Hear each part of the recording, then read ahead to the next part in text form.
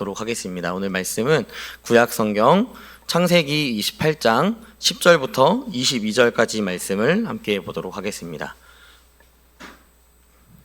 네, 창세기 28장 10절부터 22절까지의 말씀, 제가 가지고 있는 성경 구약 성경 40페이지에 나와 있습니다.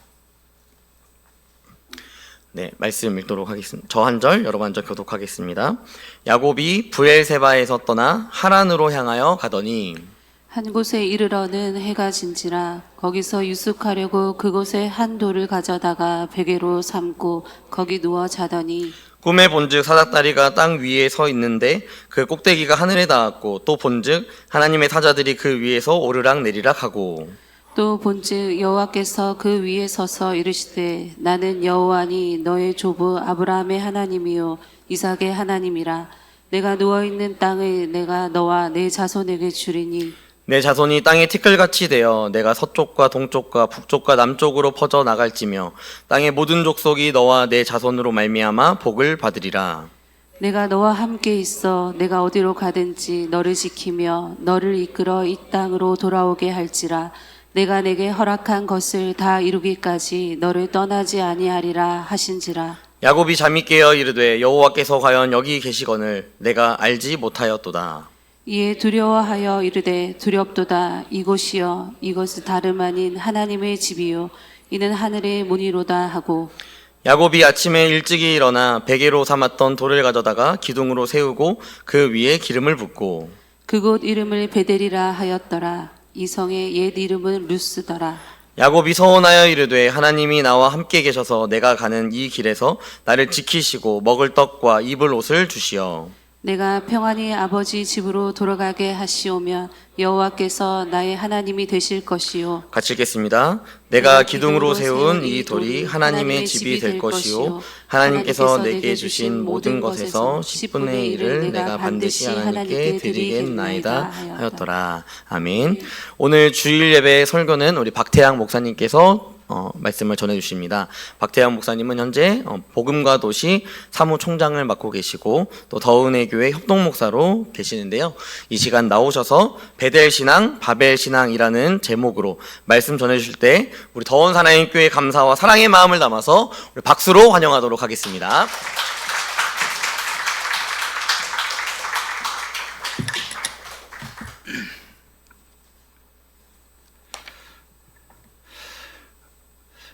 제가 더원 사랑의 교회가 처음이 아닙니다.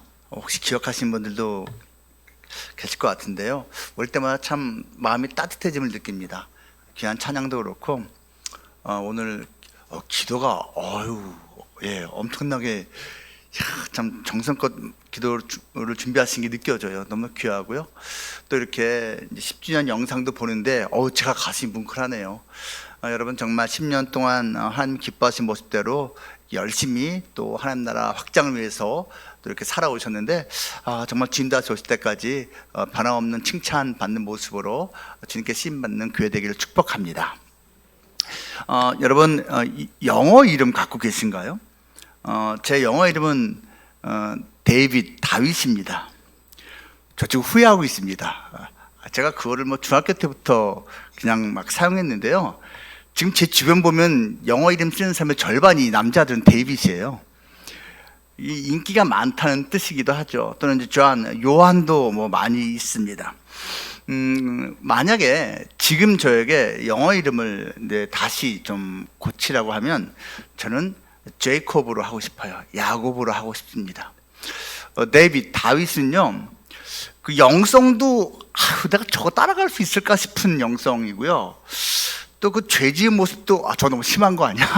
그런 모습이라서 너무 너무 아래인 것 같은 느낌이 들어서 지금 제 삶에서는 좀 이렇게 손잡기가 좀 쉽지 않은 모습이에요. 근데 야곱은 좀 만만해요. 꼭 나 같아. 하자투성이야. 별로 대단해 보이지도 않고, 근데 하나님 끝까지 그를 붙잡아주고 있는 모습이 보이는 거예요. 이건 내 인생이 저렇지. 현실적인 신앙, 현실적인 삶의 모습, 현실적으로 부족하고 부끄러운 모습 많은 그 야곱의 모습이 사실 제가 50대에 들어서 정말 많이 와 닿습니다. 야곱의 일생 여러분 다 알고 계시죠? 야곱은요 좀 특징이 있어요. 이제 야곱의 삶을 보면요 기적이 거의 없습니다. 딱 떠오르는 기적 있으세요, 여러분? 생각해 보세요. 우리가 모세하면 떠오르는 기적이 있잖아요. 뭐 아브라함도 뭐가 좀 있는 것 같고, 근데요 야곱은 기적하면 딱 떠오르는 게 없습니다. 그리고 그는 어떤 뭐 공적을 세웠다든지 어떤 칭찬받는 모범적인 모습도 딱 떠오르는 게 사실은 없습니다. 또 한 가지, 하나님이 정말 일방적으로 주권적으로 주도적으로 관계 맺음을 시작하셨고 끝까지 한량없는 은혜를 베푸셨다라는 그러한 모습이 있습니다. 근데 한 가지가 더 있는데요. 야곱은요 그 인생의 커다란 전환기마다 장거리 이주를 했습니다. 엄청나게 먼 거리를 이렇게 이동을 했고 그때마다 하나님이 등장을 하십니다. 이 다른 사람에게서는 찾기 힘든 모습이에요. 그의 첫 번째 이동은 이겁니다. 그가 평생 살던 브엘세바를 떠나서 하란이라고 하는 낯선 곳으로 가게 되었습니다. 왜 가게 됐는지 아시죠? 자기 잘못이에요. 아버지 속이고 형 속여갖고는요 가만히 앉아있다가 이거 칼 맞아 죽겠다 싶으니까 결국은 출가를 할 수밖에 없었습니다. 속임수와 거짓말이라는 자기의 죄악으로 발생한 일이죠. 근데 여러분 브엘세바부터 하란까지는요 800km입니다. 지금도 800km를 걸어가는 거는 이게 쉬운 일이 아니에요. 근데 이 시대는요 가다가 나쁜 인간들 만나면 노예로 팔릴 수도 있고 죽임당할 수도 있고 짐승 만날 수도 있고 뭐 굶을 수도 있고 목말라 죽을 수도 있고 정말 쉽지 않은 그 길을 걸어가야만 했습니다. 그런데 바로 그는 그 첫 번째 장거리 이동 중에 하나님을 만나게 됩니다. 꿈속에서 하나님이 등장하시는 거예요. 아버지 신앙이 아니라 이제부터는 나의 하나님이라고 그는 고백을 하는 장면이 오늘 본문에 나왔습니다. 그리고 심지어 그렇게 재물, 성공 이런 걸 추구했던 그가 자발적으로 11조라는 그러한 헌신을 하게 됩니다. 그는 마체바를 세웠습니다. 히브리어로 마체바라는 건요 여기 본문에서 번역한 거는 기둥이라는 단어 있죠. 자기가 베고 자던 돌 베개를 기둥으로 삼았다고 했잖아요. 그 기둥이라는 단어가 히브리어로 마체바라고 하는데요 자기가 꿈속에서 본 그 사닥다리를 상징하는 모습입니다. 그 마체바를 세우면서 거기에다가 이제 기름을 붓고 하나님께 약속하는 장면이 나옵니다. 베델, 하나님의 집이라고 명명을 하지요. 그때부터 그에게 이 베델 신앙이 시작됐습니다. 하나님을 처음 만난 신앙, 하나님을 제대로 만난 신앙입니다. 그리고 20년 후에 그는 귀향을 하게 되는데요 그 귀향길에서도 베델 이 광야에서 다시 자기의 신앙을 점검하게 됩니다. 어쨌거나 이 베델에서 하나님을 처음 만나게 되죠. 그가 두 번째 긴 여행을 한 것은요 한 20년 정도 하란 땅에서 이제 일가를 이루고 다시 고향으로 돌아올 때입니다. 여러분 이때 나이가 몇인지 아십니까? 처음 고향을 떠날 때가 70대예요. 근데 돌아올 때는요 90대였습니다. 외삼촌이었다가 장인이 된 그 라반 집에서 더 이상 견딜 수가 없는 거예요. 자꾸 이 장인이 속여요. 처가와의 갈등이 생기는 거예요. 그래서 이제 떠날 때가 되었나 보다. 근데 떠나려고 하니까 걸리는 게 있죠. 자기가 속였던 아픔을 줬던 쌍둥이 형 에서가 떡하니 버티고 있잖아요. 가긴 가야 되는데 어떡하나 용기를 내서 출발을 했습니다. 그리고 만나기 전부터 계속 머리를 씁니다. 어떻게 해요? 계속해서 재물을 갖다 바칩니다. 재산을 주는 거예요. 자기가 그거를 위해서 형을 속이고 아버지를 속였는데 오히려 그것을 내려놓게 됩니다. 11조보다도 더 많은 재산을 살기 위해서 포기하는 모습을 보게 됩니다. 그는 귀향 과정에서 하나님을 대면합니다. 야복강 가에서 천사의 모습으로 나타난 그분과 씨름을 하게 되는데요 하나님이었죠. 그리고 제대로 하나님과 대화도 합니다. 그는 연거푸 하나님의 은혜를 언급하며 연거푸 하나님의 은혜를 또 간구하는 모습을 보여줍니다. 여러분 은혜를 찾는 것 그리고 은혜를 인정하는 것은요, 신앙이 조금씩 성장하고 있는 증거입니다. 하지만 그는 여전히 온전치 못했습니다. 성숙하지 못했습니다.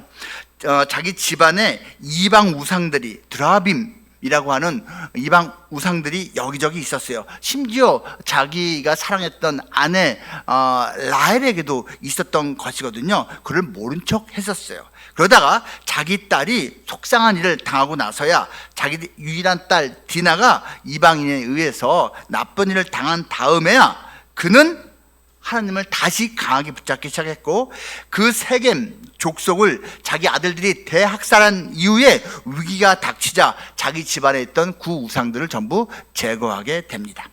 어쨌거나 이것이 그가 귀향길에서 그 두 번째 하나님을 만나게 된 것이고요. 마지막 한 번 더 있습니다. 세월이 더 많이 흐른 후에 가문 전체가 가나안에서 애굽으로 이주를 하게 됩니다. 이때는요 130세입니다. 베냐민, 이제 죽은 것으로 믿고 있었던 요셉의 동생 베냐민을 먼저 이집트 땅으로 보내야만 하는 상황이 되었습니다. 너무 불안한 거예요. 결단은 하기는 했습니다. 그때 하나님이 또 나타났습니다. 하나님께서 격려하십니다. 용기 내라고 힘 주십니다. 약속하십니다. 그는 마지막 순간에 집착이라는 우상을 내려놓습니다. 야곱이 가졌던 집착이 뭐죠? 라헬을 향한 집착이 있었습니다. 라헬을 하나님이 데려가시자 라헬과 다름없는 분신인 요셉을 집착했습니다. 그런데 하나님께서 그 요셉도 치워버리시자 그의 동생인 베냐민에 집착했습니다. 끝까지 집착을 했어요. 근데 그것마저도 그가 드디어 내려놓았을 때 야곱은 죽은 줄 알았던 요셉까지 만나게 됩니다. 그가 마지막으로 자식들을 이제 그 애굽 땅으로 떠나 보내면서 하나님의 은혜를 구하는 기도를 합니다. 야곱이 드디어 이 아들 요셉을 만나게 되었을 때 먼저 바로를 또한 만나게 되죠. 그 바로 앞에서 무엇을 고백합니까? 험악한 세월을 말합니다. 험악한 세월. 내가 한 130년 정도 살았는데요, 험악한 세월을 살았습니다. 맞습니다. 야곱의 인생은 험악한 세월이었습니다. 하지만 그는 동시에 그 험악한 세월 동안에 하나님의 은혜가 무엇인지를 철저히 깨닫게 되었고, 하나님의 은혜야말로 자기와 자기 온 가문의 삶의 기둥이라는 것을 인정하게 되었습니다. 창세기 43장 14절에서는 이렇게 말합니다. 전능하신 하나님께서 그 사람 앞에서 너희에게 은혜를 베푸사 그 사람으로 너희 다른 형제와 베냐민을 돌려보내게 하시기를 원하노라. 내가 자식을 잃게 되면 이르리로다. 이것이 바로 그의 마지막 일생 동안 갖고 있던 집착을 내려놓는 장면이었고, 하나님의 은혜를 구하는 장면입니다. 야곱이 집착이라는 우상을 내려놓고 하나님 은혜에게 모든 것을 맡겼을 때 기적이 발생했죠. 왜? 죽은 줄로 알았던 그 요셉을 얻게 되었으니까요. 참다운 베델 신앙이 완성된 것입니다. 참다운 베델 신앙이 뭐라고요? 세상에 있는 그 어떤 것을 집착하며 붙잡고 있던 것 내려놓고 전적으로 하나님의 은혜를 사모하게 되는 것, 그것이 베델 신앙이라는 것입니다. 이 베델 신앙 좀 더 살펴보겠습니다. 오늘 본문에 나오는데요, 28장 12절부터 13절이 이렇게 말합니다. 꿈에 본즉 사닥다리가 땅 위에 서 있는데 그 꼭대기가 하늘에 닿았고, 또 본즉 하나님의 사자들이 그 위에서 오르락 내리락 하고, 또 본즉 여호와께서 그 위에 서서 이르시되 나는 여호와니 너의 조부 아브라함의 하나님이요 이삭의 하나님이라. 네가 누워 있는 땅을 내가 너와 네 자손에게 주리니. 우리는 이미 이 본문에 대한 해석을 알고 있습니다. 이 해석을 누가 해주셨죠? 예수님께서 직접 해 주셨습니다. 요한복음 1장 51절. 또 이르시되 진실로 진실로 너희에게 이르노니 하늘이 열리고 하나님의 사자들이 인자 위에, 여기서 인자라는 것은 자기를 표현하는 거예요. 내 위로 오르락 내리락 하는 것을 보리라 하시니라. 무슨 말이에요? 그 오래전 베델 광야에서 꿈속에서 이 야곱이 본 땅과 하늘을 이어주는 그 사닥 다리는 예수님이었던 거예요. 그 예수님이야말로 하늘과 땅을 이어주는 존재였고, 이 예수님이 그게 나다 라고 정확히 해석을 해 주신 겁니다. 야곱에게 이 베델 광야에서 필요한 것은 무엇이었습니까? 먼저 사는 것 자체예요. 짐승에게, 나쁜 인간에게 무슨 일을 당할지 모르잖아요. 구원받는 게 필요했어요. 또한 삶의 의미가 필요했어요. 왜? 틀림없이 그는 이 순간 실패자, 나는 루저야, 실패자야, 또 죄책감 이런 것에 시달리고 있었기 때문입니다. 또 한 가지, 안정이 필요했습니다. 그러니까 무엇을 구하죠? 하나님, 내가 내 고향집으로 무사히 돌아오게만 해주신다면 하나님이 내 하나님이 되시고요, 내가 11조도 드리고요, 이렇게 할게요. 그에게는 이 세 가지가 필요했습니다. 근데 하나님께서 사실 그것을 약속하신 것입니다. 어떻게요? 하나님이 내려오신 거예요. 여러분, 기독교는요 하향 종교입니다.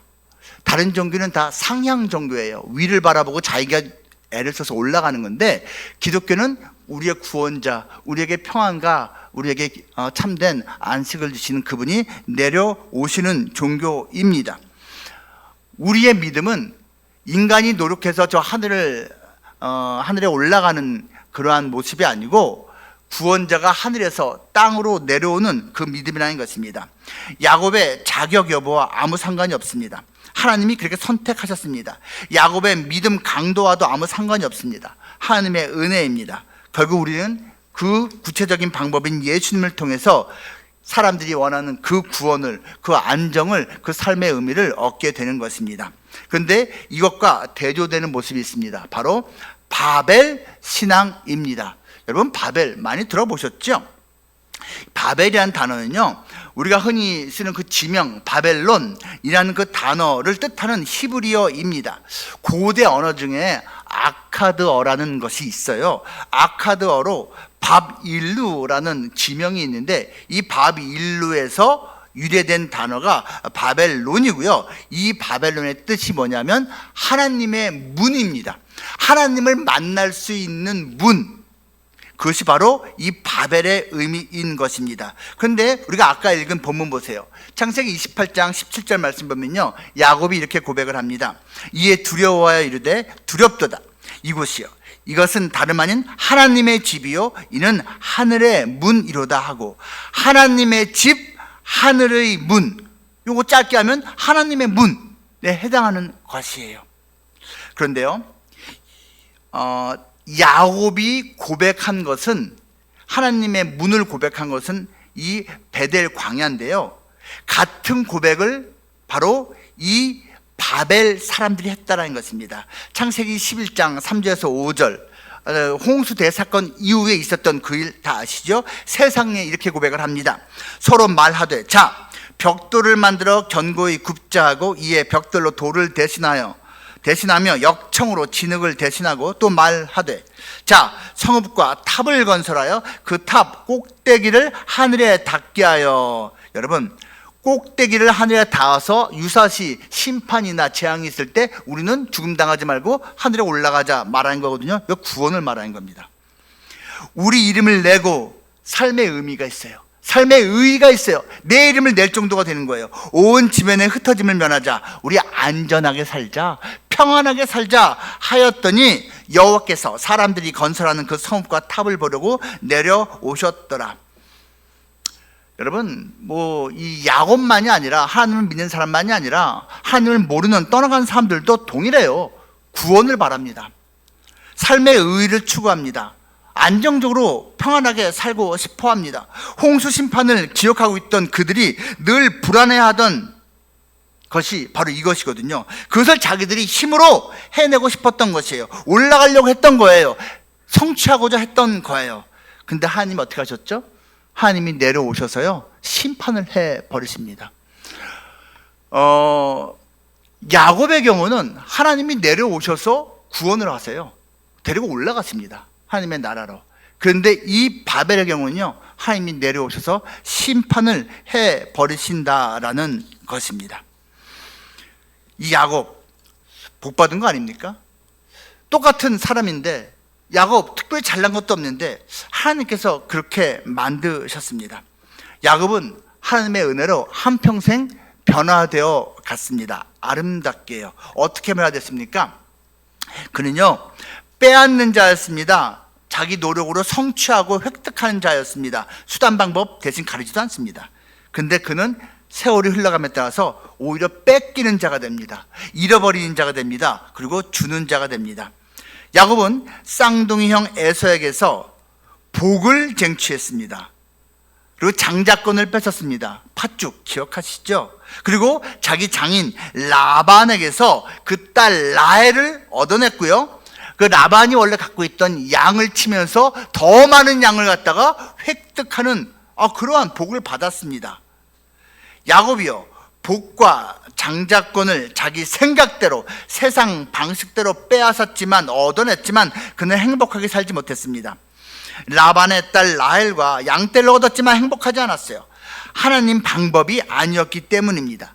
야곱은 최선을 다해 살았습니다. 하나님의 인도하심을 구하지는 않은 게 문제예요. 그는요, 베델 신앙을 가질 수 있었지만 오랜 세월 바벨 신앙으로 살았습니다. 하나님을 만났다 하면서도 세상 방식과 똑같은 방법으로 살았다는 거예요. 처음에는 거짓말까지 해가면서 후에는 좀 나아졌는데 자기 노력을 최고로 앞장 세워서 원하는 것을 쟁취하고자 했다는 것입니다. 결국 그는 후에 고향으로 돌아가면서 형 에서에게 많은 재산을 넘겨주었습니다. 그래야만 불안감을 씻을 수 있었기 때문입니다. 장인 라반의 집에서는 속아서 빼앗겼고 형에게는 생명 보존을 위해서 자발적으로 바쳤습니다. 속여 빼앗는 자가 속아 빼앗겼고 내 것을 만드는 데 익숙한 자가 내 것을 줘야만 하는 신세가 된 것입니다.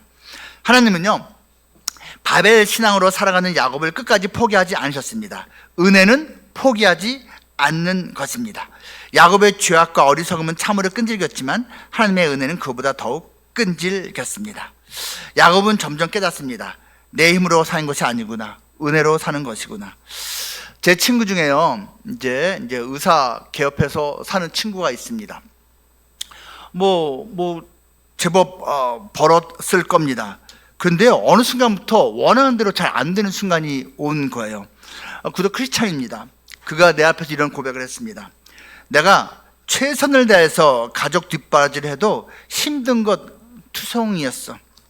돈 잘 벌 때도 힘들었는데 지금처럼 돈을 벌지 못하니까 너무너무 힘들더라고. 그래서 하나님한테 원망하고 불평도 많이 했어. 그런데 시간이 더 흐르고 나서 내가 알게 됐어. 하나님이 직접적으로 내 가족들 돌봐주시더라니까, 챙겨주시더라니까. 나는 내가 내 가족을 챙기고 책임져야 한다고 생각했는데 하나님이 직접 하시니까 훨씬 더 내 가족들이 행복해해. 이건 은혜로밖에 설명이 안 돼. 이 고백을 제 친한 친구가 했습니다. 필립 얀시라고 하는 유명한 기독교 학자가 있죠. 근데 목사가 있습니다. 이분이 이런 말을 했어요. 세상은 ungrace logic을 말하지만 교회는 illogic grace를 말한다. 이게 무슨 말이냐면요, 세상은 비은혜의 논리를 말하지만 교회는 비논리의 은혜를 말한다. 세상적으로는 여러분 논리가 맞아야 되는 게 맞아요. 근데 여러분 은혜는 논리적이지가 않습니다. 세상은 은혜 없는 논리를 말한다. 제가 왜 복을 받아야 돼? 얘가 왜 잘 돼야 돼? 얘가 왜 용서를 받아야 돼? 논리적으로 따지면 안 돼 말하는데, 교회는 비논리의 은혜를 말한다. 성경은, 복음은, 하나님은 비논리의 은혜를 말한다는 거예요. 야곱 같은 인간도 은혜 받는구나, 야곱 같은 사람도 복 받는구나. 이게 성경이 말하는 복음이라는 것입니다.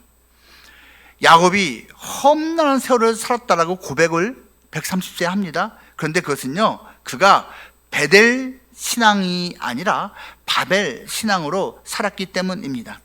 오늘 본문에 나오는 사닥다리를 보통 야곱의 사닥다리라고 부릅니다. 하지만 엄밀히 말하면 여러분, 이것은 야곱의 사닥다리가 아닙니다. 야곱은 그 사닥다리와 아무 관련이 없기 때문입니다. 그가 사닥다리를 만들었습니까? 땅에서 하늘에 이어지는 사닥다리 그가 만들었어요? 아니요. 그는 심지어 사닥다리를 올라갈 수도 없었습니다. 그런데 그 사닥다리 자체이신 예수님께서 야곱을 붙잡고 하나님의 나라로 올라가신 것입니다. 구원과 안정과 삶의 의의를 얻기 위해서는 위로 올라가는 게 아니라 하늘로부터 내려오신 분이 주시는 구원과 안정과 삶의 의의를 받아들이는 것입니다. 이 야곱을 통해서요, 우리의 신앙의 스펙트럼을 좀 생각해 볼 수가 있습니다. 여러분, 이런 표현 아시죠? 반짝이는 게 다 금은 아니다. 이런 거 들어보셨죠? 금이 반짝이는데 여러분, 반짝인다고 다 금은 또 아니거든요. 한번 생각해 보시기 바랍니다. 교회 출석한다고 다 하나님 믿는 거 아닙니다. 그런 사람은 그냥 처치 고어입니다. 교회를 다니는 사람, 야곱이 그랬습니다. 모태신앙인데 하나님을 몰랐습니다. 그냥 할아버지 아브라함의 하나님, 아버지 이삭의 하나님으로 자기가 그냥 들어서 알고 있고 예배 자리에 참석했을 뿐이에요. 자기 하나님 고백한 거는 70세가 넘어서였습니다. 미국의 3대 대통령 토마스 제퍼슨이 있습니다. 그는요, 성경을요, 자기 나름대로 편집을 했습니다. 성경에서 기적이 쓰여져 있는 부분은 다 가위질했습니다. 창세기부터 요한계시록까지 기적 부분이 얼마나 많아요. 이성적으로 이해가 안 되는 부분이 얼마나 많아요. 그걸 다 가위질해버렸습니다. 이건 다 가짜라고.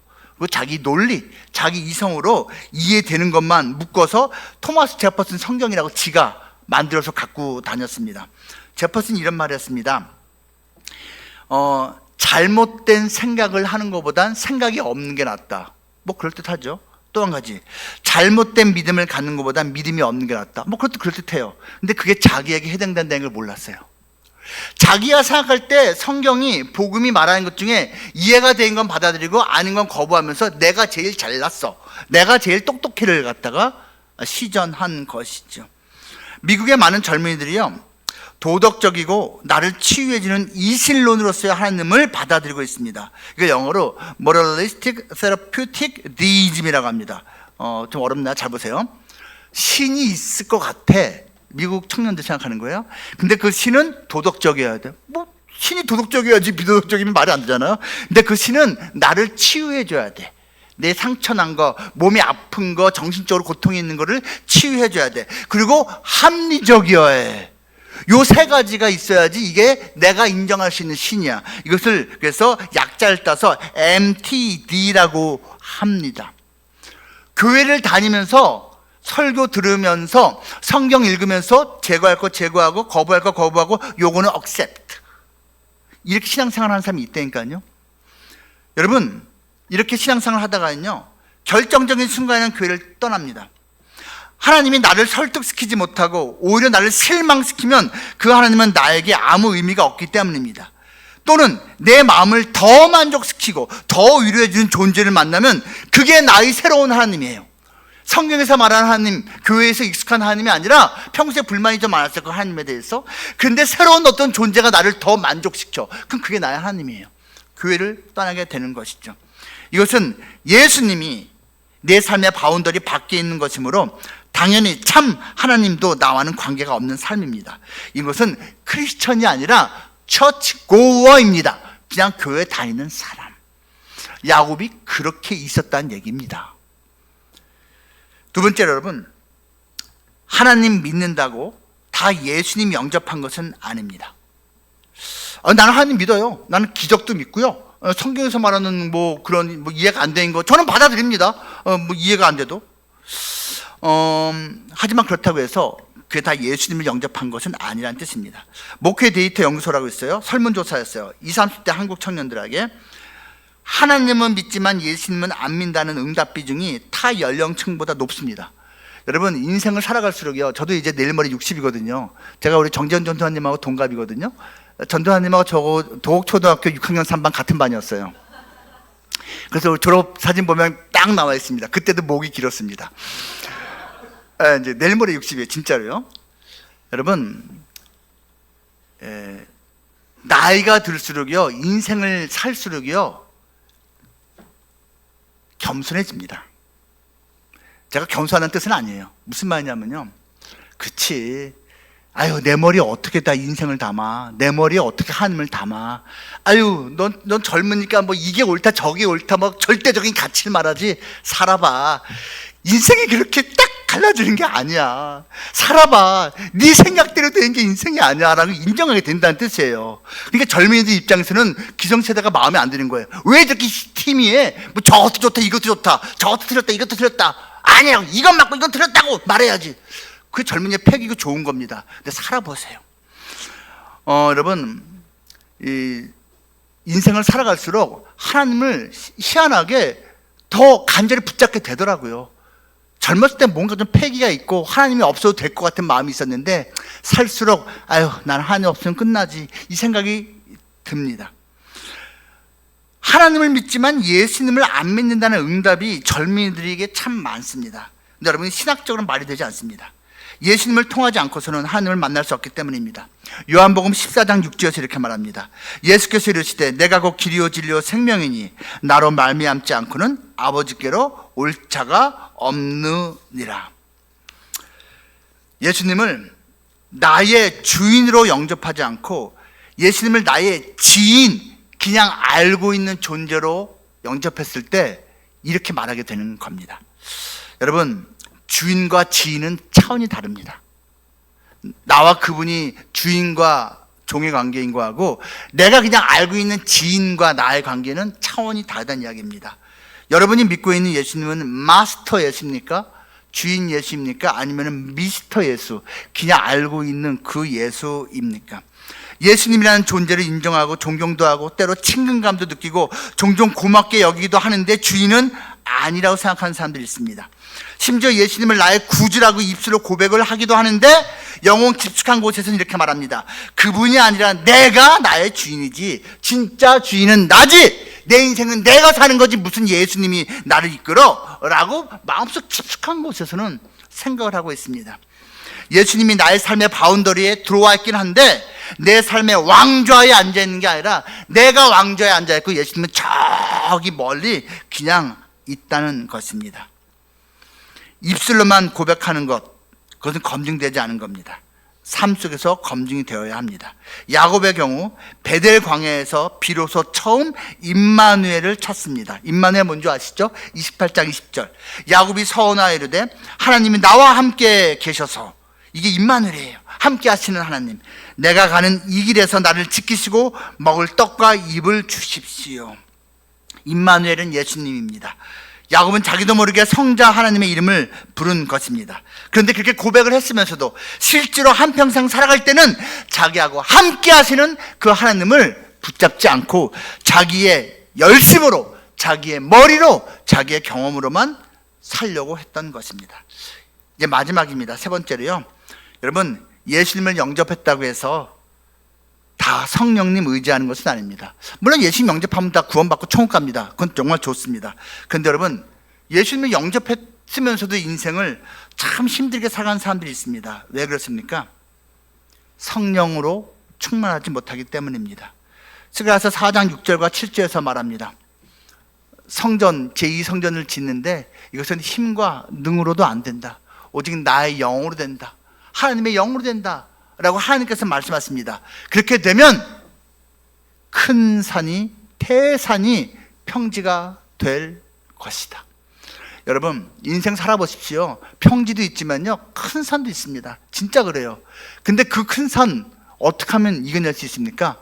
성령이 임하면 큰 산도 평지처럼 넘어갑니다.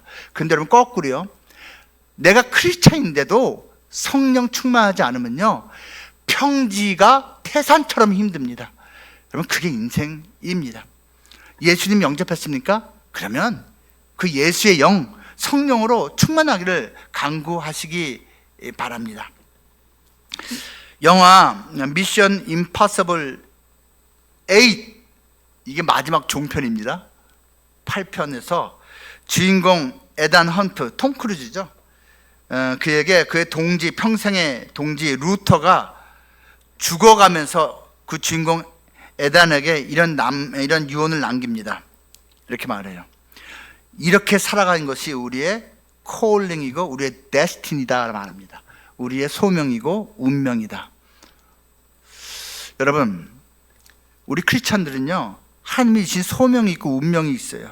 근데 그것은요, 바벨인으로 살아가는 것이 아니라 베델인으로 살아가는 겁니다. 베델인다운 베델 신앙으로 살려면 성령을 늘 간구해야만 합니다. 하나님의 은혜를 기대하고 구하고 신뢰해야 합니다.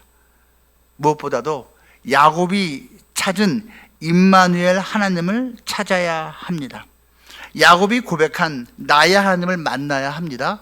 그리고 그 순간부터는 진짜 하나님의 은혜로 이 인생을 승리하겠노라고 결단해야 합니다. 수많은 사람들이 예수님 모르기 때문에 바벨인으로 살아갑니다.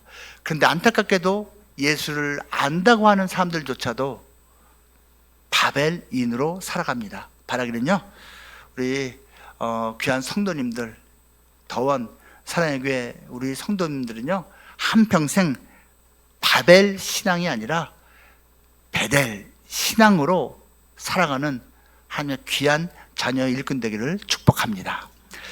기도합니다. 하나님 감사합니다. 하나님께서 사랑하시는 귀한 교회에서 이렇게 말씀 전할 수 있음을 감사드립니다. 하나님, 우리가 정말 예수님을 제대로 만나기 원합니다. 정말 우리 부모 또 아는 사람의 하나님이 아니라 나의 하나님을 고백하기 원합니다.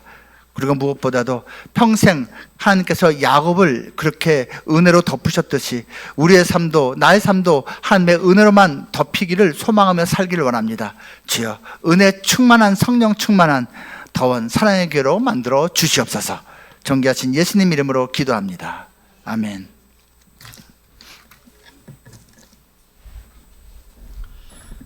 이 시간에 함께 우리 들으신 말씀 기억하시면서 자리에 일어나셔서 우리 찬양하며 나아가도록 할 텐데, 우리 찬송가 292장 주 없이 살 수 없네, 우리 함께 찬양하며 나아가겠습니다.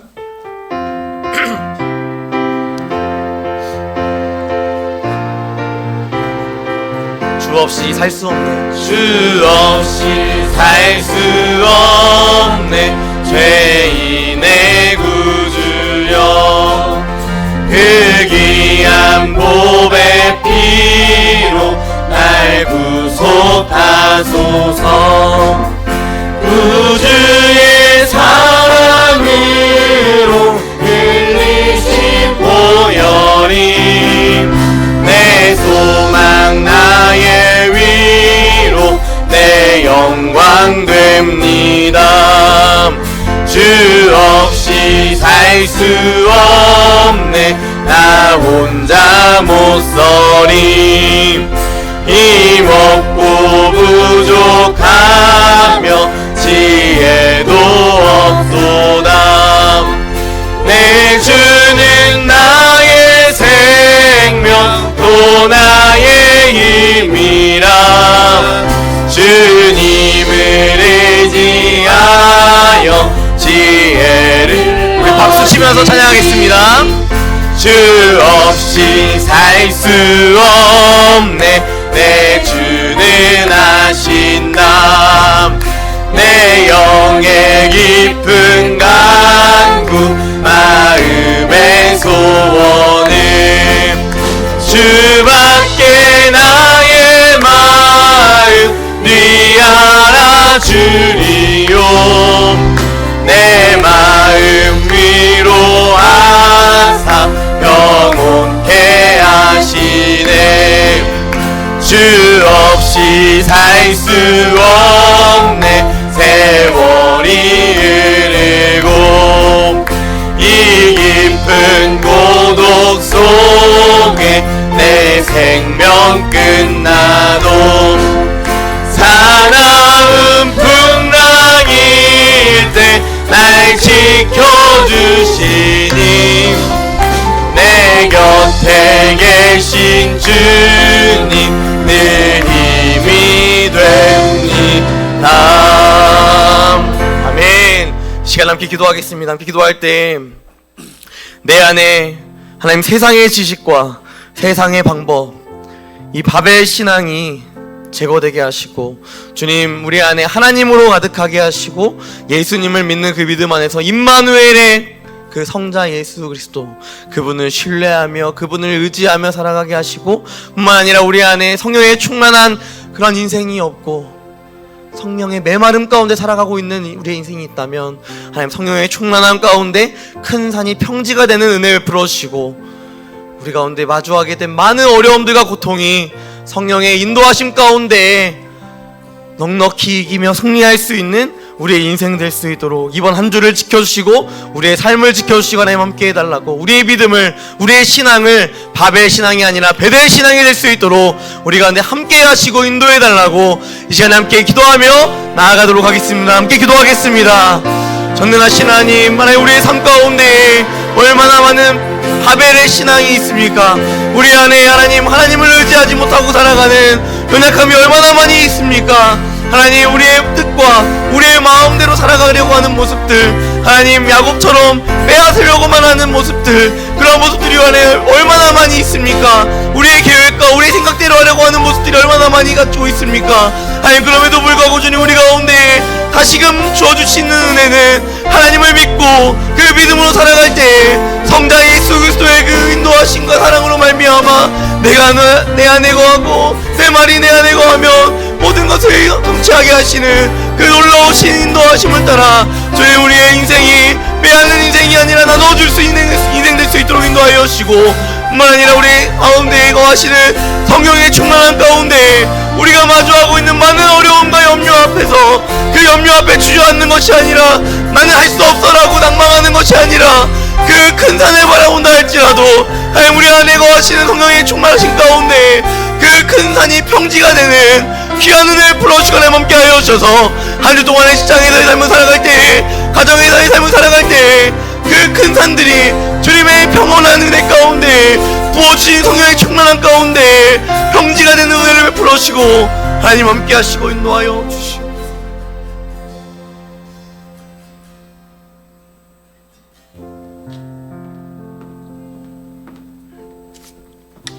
이제는 우리를 위해 십자가에 못 박혀 죽으셨다가 다시 살아나신 예수 그리스도의 그 크신 은혜와 우리에게 그 아들을 주시기까지 우리를 사랑하신 아버지 하나님의 그 놀라우신 사랑하심과 우리의 모든 생사복을 증언하시는 성령 하나님의 인도하심이 남은 평생 오직 하나님이 주시는, 예수를 통해서 주시는 그 은혜를 사모하며 성령을 통해 주시는 그 힘을 사모하며 남은 일생 승리하며 살 것을 소망하는 모든 더원 사랑의 교회 성도들 머리머리 위에 영원토록 함께 있을지어다.